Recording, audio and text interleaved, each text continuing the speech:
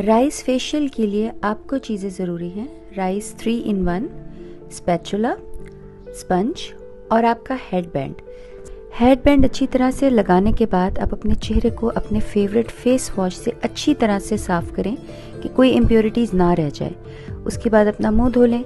Rice 3 in 1 urgent facial की seal खोलें, फिर इसकी एक मुनासिब सी क्वांटिटी निकालें, अपने चेहरे पर इवनली लगाएं। मास्क की तरह लगाना है। इसको अच्छी तरह से ड्राई करें। ड्राई करने के बाद रगड़ कर रिमूव कर लें।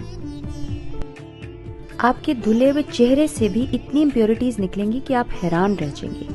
उसके बाद चेहरा अच्छी तरह से धो लें।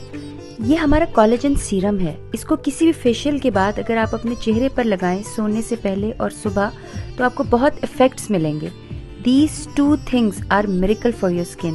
Rice facial और collagen serum to produce collagen again, inshallah.